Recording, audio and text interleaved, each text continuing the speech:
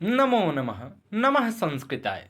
आज हम पुनः महाकवि भर्तृहरि विरचित नीति शतकम ग्रंथ के अध्ययन के क्रम में उपस्थित हुए हैं। अभी तक हमने मूर्ख पद्धति का अध्ययन कर लिया है और इसमें हम विद्वत पद्धति का अध्ययन कर रहे हैं। अभी तक हमने कुल 17 श्लोकों का अध्ययन किया है। इस कक्षा में हम 18वें श्लोक से प्रारंभ करते हैं। क्षान्तेश्चेत् कवचेन किं किमिरिभिः क्रोधोऽस्ति चेद्देहिनाम् ज्ञातेश्चेदनलेन किं यदि सुहृद् दिव्यौषधैः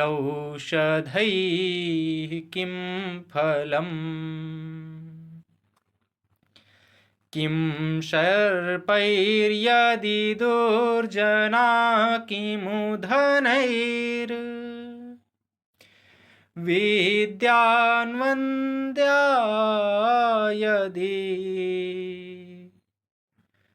व्रीडा चेत् किमु भूषणैः सुकविता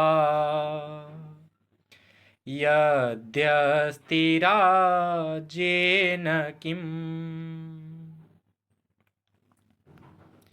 इसका अन्वय है, देहिनां क्षान्तिः चेत् अस्ति कवचेन किं क्रोधः चेत् अस्ति अरिभिः किं ज्ञातिः चेत् अस्ति अनलेन किं यदि सुहृत अस्ति दिव्यौषधैः किं फलं यदि दुर्जनाः सन्ति सर्पैः किं यदि अनवद्या विद्या अस्ति धनैः किं व्रीडा चेत् अस्ति भूषणैः किं यदि सुकविता अस्ति तर्हि राज्येन किम्।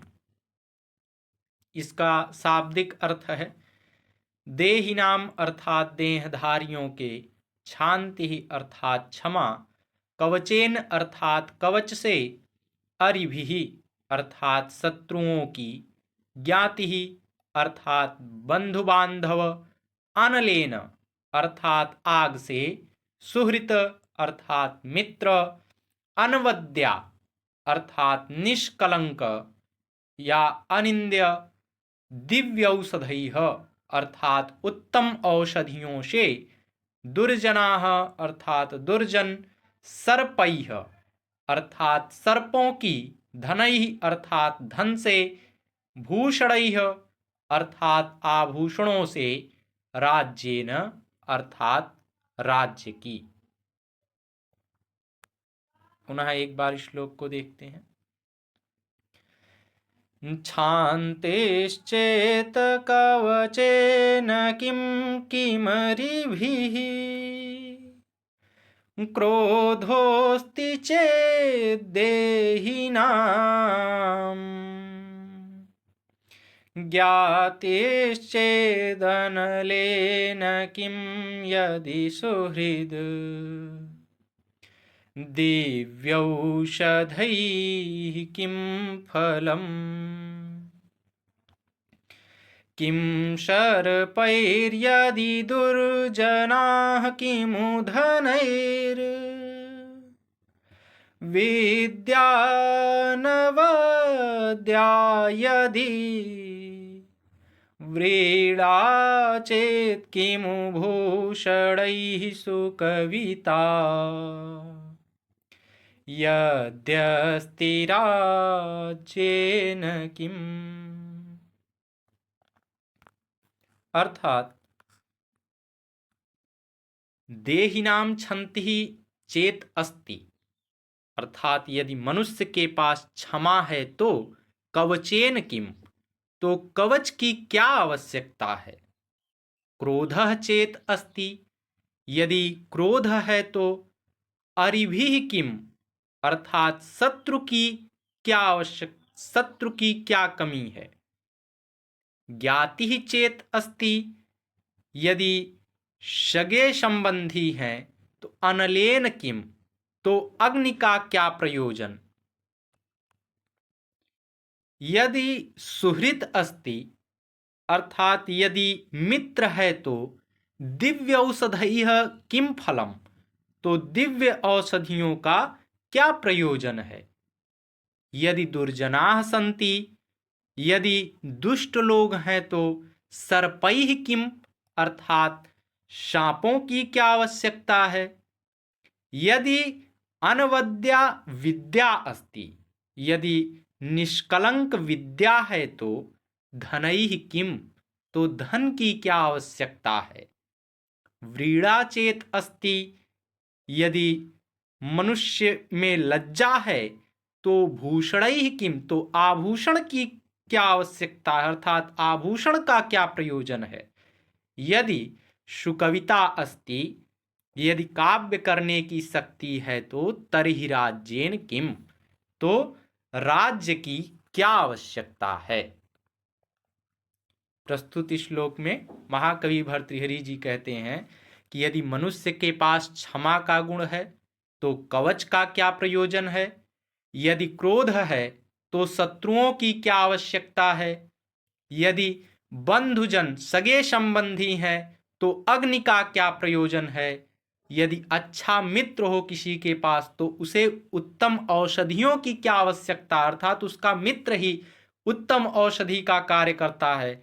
यदि दुर्जन अर्थात दुष्ट लोग हैं तो सर्पों का क्या प्रयोजन है, अर्थात दुष्ट लोगों के द्वारा ही सर्प का प्रयोजन सिद्ध हो जाता है। और यदि निर्मल विद्या है, निश्चल विद्या है, तो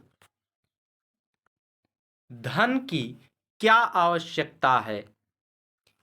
यदि मनुष्य में लज्जा भाव है तो उसे आभूषणों की कोई आवश्यकता नहीं है। और यदि सुंदर कविता करने की शक्ति है तो राज्य की क्या आवश्यकता है, अर्थात कोई आवश्यकता नहीं है। इसकी टिप्पणी में हम बताएंगे कि यह शार्दूल विक्रीडित छंद में लिखा गया है। 19वां श्लोक है, यह भी शार्दूल विक्रीडित छंद में ही है। दाक्षिण्यं स्वजने दया परिजने, शाठ्यं सदा दुर्जने, प्रीतिः साधुजने नयो नृपजने, विद्वज्जने आर्जवम्, शौर्यं शत्रुजने क्षमा गुरुजने, कान्ताजने धृष्टता, ये चैवं पुरुषाः कलासु कुशलाः, तेष्वेव लोकी स्थितिः। इसका अन्वय है, स्वजने दाक्षिण्यं परिजने दया, दुर्जने सदा साठ्यं, साधुजने प्रीतिः, नृपजने नयः, विद्वज्जने आर्जवम्, शत्रुजने शौर्यं, गुरुजने क्षमा, कान्ताजने धृष्टता, एवं कलासु ये च पुरुषाः कुशलाः, तेषु एव लोक स्थितिः अस्ति। इसका शाब्दिक अर्थ है, स्वजने अर्थात बंधुजनों में, दाक्षिण्यम अर्थात उदारता, परिजने अर्थात सेवकों पर, दया अर्थात कृपा भाव, शाठ्यम अर्थात दुष्टता, नयः अर्थात नीति, आर्जवम अर्थात नम्रता, शौर्यम अर्थात वीरता, कांताजने अर्थात धृष्ट, कांताजने अर्थात स्त्रियों के धृष्टता अर्थात धूर्तता, लोक स्थिति अर्थात लोक अर्थात सामाजिक नियमों की स्थिरता। पुनः एक बार श्लोक को देखते हैं। दाक्षिण्यं स्वजने दया परिजने शाठ्यं सदा दुर्जने प्रीतिः साधुजने नयो नृपजने विद्वज्जने आर्जवम् शौर्यं शत्रुजने क्षमा गुरुजने कान्ताजने धृष्टता ये चैवं पुरुषाः कलासु कुशलास्तेष्वेव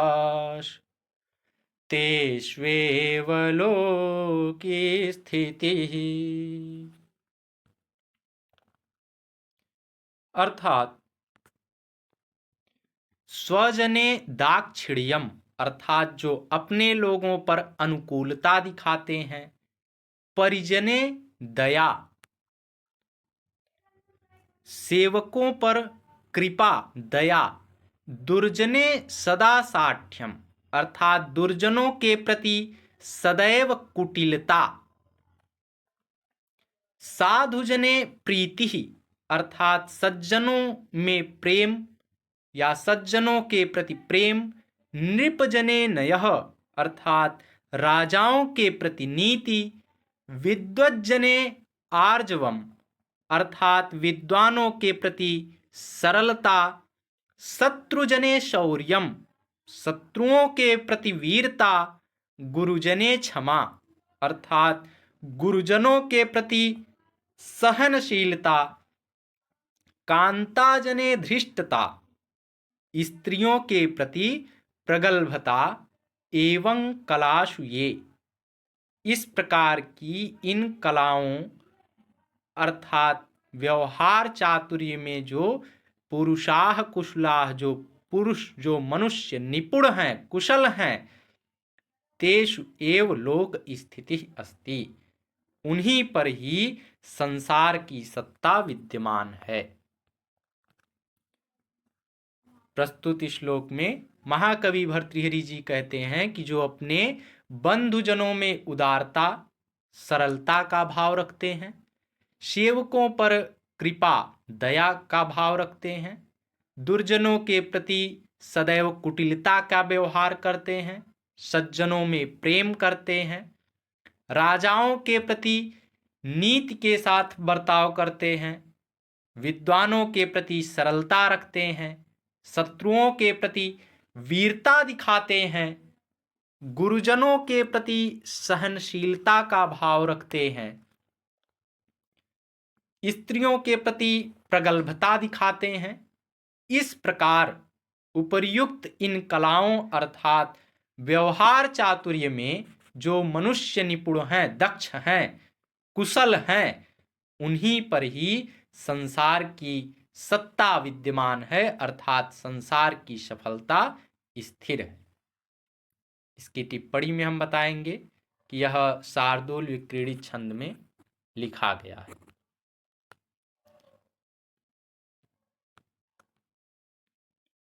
19वां श्लोक है, यह वसंत तिलका छंद में है। जाड्यम धियो हरति सिंचति वाचि सत्यम मानोन्नतिं दिशति पापं पाकरोति चेतः प्रसादयति दीक्षुतनोति कीर्तिम् सत्संगतिः कथय किं नु करोति पुंसाम्। इसका अन्वय है सत्संगति धियः जाड्यम हरति वाचिः सत्यम सिंचति मानोन्नतिं दिशति पापम अपापम करोति चेतः प्रसादयति दीक्षु कीर्तिम तनोति कथय सत्संगतिः पुंसाम किम न करोति। इसका शाब्दिक अर्थ है धियः अर्थात बुद्धि की, जाड्यम अर्थात जड़ता को हरति नष्ट करती है, हर लेती है। वाच अर्थात वाणी में, सिंचति अर्थात सींचता है। मानोन्नतिम अर्थात मान बुद्धि को, दिशति अर्थात देता है। अपाकरोति अर्थात दूर करता है। चेतः अर्थात मन को, प्रसादयति अर्थात प्रसन्न करता है। दिक्षु अर्थात दिशाओं में, कीर्तिम अर्थात ख्याति को, तनोति अर्थात फैलाता है। कथय अर्थात कहो। पुंसाम पुरुषों के, किम अर्थात क्या, न करोति अर्थात नहीं करता है। पुनः एक बार श्लोक को देखते हैं। जाड्यम धियो हरति सिंचति वाचि सत्यम, मानोन्नतिं दिशति पापं पाकरोति।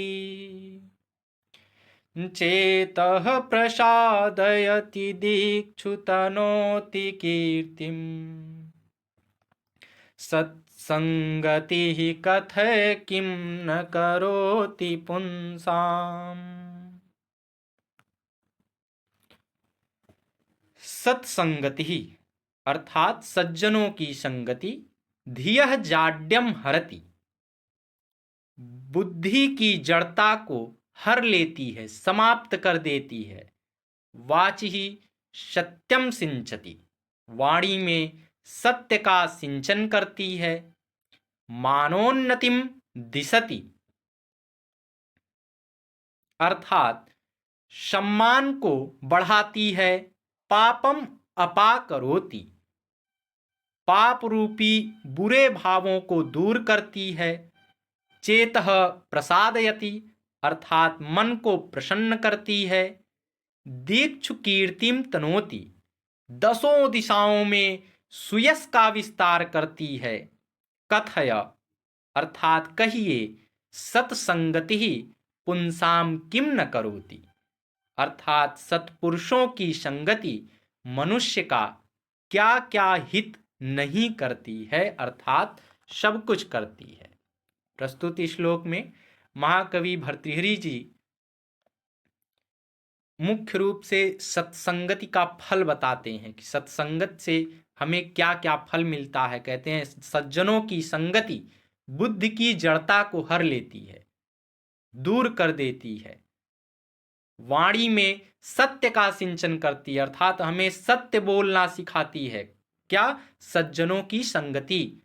और सज्जनों की संगत क्या करती है? और सज्जनों की संगति हमारे सम्मान को बढ़ाती है, मान को बढ़ाती है, यश कीर्ति को फैलाती है और पाप रूपी बुरे भावों को दूर करती है। चित्त अर्थात मन को प्रसन्न करती है और दसों दिशाओं में सुयश का विस्तार करती है अर्थात सभी दिशाओं में कीर्ति फैलाती है। अतः कहिए सत्पुरुषों की संगति मनुष्य का क्या क्या हित संपादन नहीं करती अर्थात सभी कुछ करती है। इसकी टिप्पणी में हम बताएंगे कि यह वसंत तिलका छंद में लिखा गया है और इसमें अर्थांतरन्यास अलंकार का प्रयोग है। इसमें ये जो अंतिम पंक्ति है सत्संगति कथम कथय किम न करोति पुंसाम, यह सूक्ति है और यह अक्सर पूछ लिया जाता है कि सत्संगति कथय किम न करोति पुंसाम, यह सूक्ति किस ग्रंथ से उद्धृत है, तो यह याद रखिएगा। 21वां श्लोक है जयन्ति ते सुकृतिनो रससिद्धाः कवीश्वराः नास्ति येषां यशः काये जरामरणजं भयम्। इसका अन्वय है ते सुकृतिनः रससिद्धाः कवीश्वराः जयन्ति येषां यशः काये जरा मरणजम भयम नास्ति। इसका शाब्दिक अर्थ है